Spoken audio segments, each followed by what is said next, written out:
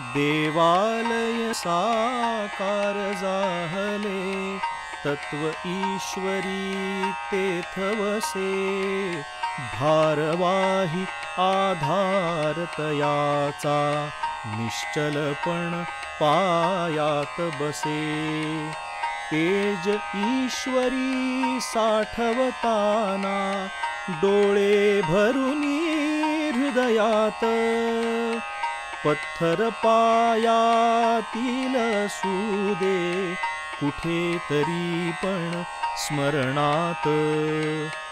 पत्थर पायातील सुदे, कुठेतरी पण स्मरणात. पत्थर पायातील संघस्थापनेच्या शताब्दीनिमित्त सादर आहे संघव्रती कार्यकर्त्यांची जीवनगाथा. मधुकरराव भागवत राष्ट्रीय स्वयंसेवक संघाचे विद्यमान सरसंघचालक श्री मोहनजी भागवत यांचे वडील श्री मधुकरराव भागवत हे एक आदर्श गृहस्थी कार्यकर्ता होते. गुजरातच्या भूमीवर संघकार्याचं बीजारोपण करण्याचं श्रेय त्यांनाच जातं. लग्नाच्या आधी आणि लग्नाच्या नंतरसुद्धा प्रचारक म्हणून त्यांनी तिथे काम केलं. ते गुजरातचे पहिले प्रांतप्रचारक होते. श्री मधुकरराव यांचा जन्म नागपूरजवळ चंद्रपूर येथे झाला. त्यांचे वडील श्री नारायणराव भागवत हे सुप्रसिद्ध वकील होते. तसंच तेथील जिल्हा संघचालकसुद्धा होते. मधुकरराव 1929 मध्ये चंद्रपूर येथेच संघाचे स्वयंसेवक बनले. संघाचे संस्थापक डॉक्टर हेडगेवार यांच्याशी त्यांचा जवळून संपर्क आला. मॅट्रिक परीक्षा उत्तीर्ण होत असतानाच त्यांचं संघाचं तृतीय वर्षाचं शिक्षणसुद्धा पूर्ण झालं. संघाचा घोष आणि संगीताची त्यांना आवड होती. त्यांच्याच मार्गदर्शनाखाली हरी विनायक दाते यांनी गायनी कळा नावाचं पुस्तक लिहिलं. पुण्यातून BSc उत्तीर्ण होऊन 1941 मध्ये त्यांनी श्री एकनाथजी रानडे यांच्याबरोबर मध्य प्रदेशातील कटनी येथे प्रचारक म्हणून काम सुरू केलं. त्यानंतर त्यांना गुजरातमध्ये संघकार्य सुरू करण्यासाठी पाठवलं गेलं. त्यांनी क्रमाक्रमाने सुरत, बडोदा आणि कर्णावती म्हणजे अहमदाबाद येथे संघाची शाखा सुरू केली. गुजरात आणि महाराष्ट्राची भाषा, खाणंपिणं, जीवनशैली यामध्ये खूप अंतर असूनही संघाचं काम करण्यासाठी तिथल्या भूमीशी समरस होणं आवश्यक होतं.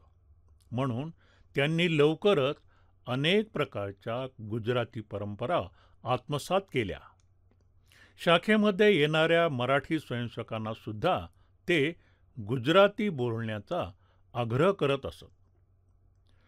स्वभावात मूळचा गोडवा असल्याने त्यांच्या संपर्कात येणाऱ्या प्रत्येक नवीन व्यक्तीवर एक अमीट छाप पडत असे.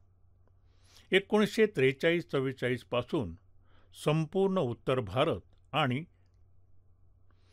त्यावेळचा सिंध प्रांत यांचे प्रशिक्षण वर्ग गुजरातमध्ये होऊ लागले. अशाच एका वर्गात भारताचे माजी उपपंतप्रधान श्री लालकृष्ण अडवाणीसुद्धा आले होते. आपल्या मातोश्रीच्या निधनामुळे मधुकररावांना लग्न करावं लागलं. काही काळानंतर वडिलांचं सुद्धा निधन झालं, परंतु ते अजिबात विचलित झाले नाही. घरातील वातावरण सावरून ते पुन्हा बाहेर पडले.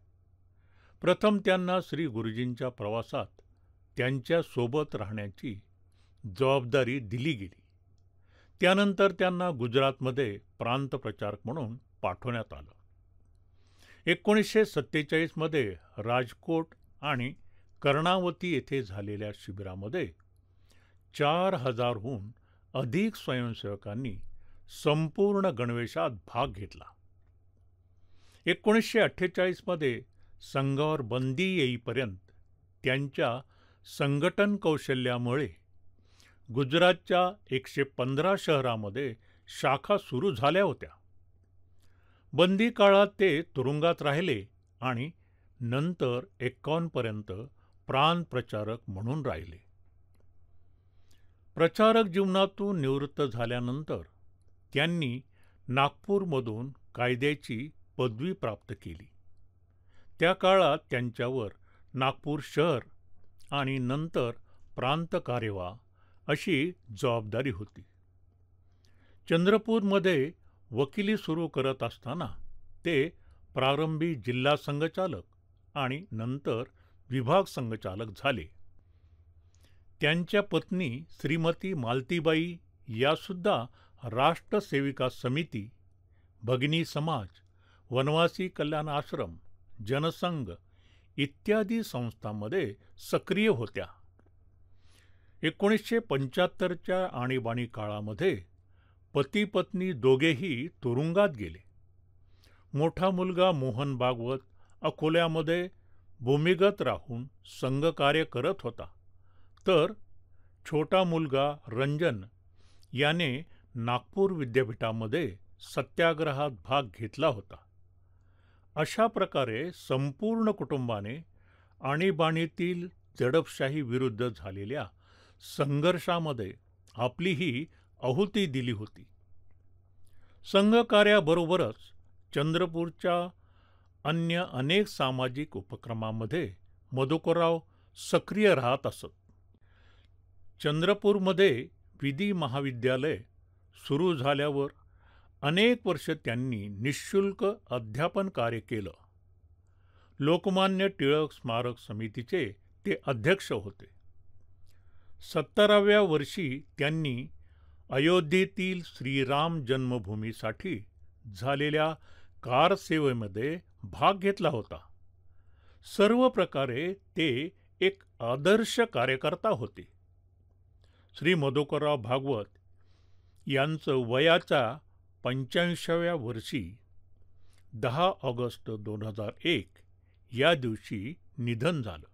त्यांचे प्रशंसक देशाचे पंतप्रधान आणि गुजरातचे तत्कालीन मुख्यमंत्री श्री नरेंद्र मोदी यांनी संघटनशास्त्राचे जिवंत विद्यापीठ असं त्यांचं केलेलं वर्णन अगदी यथार्थ आहे. पत्थर पायातील असू दे कुठे तरी पण स्मरणात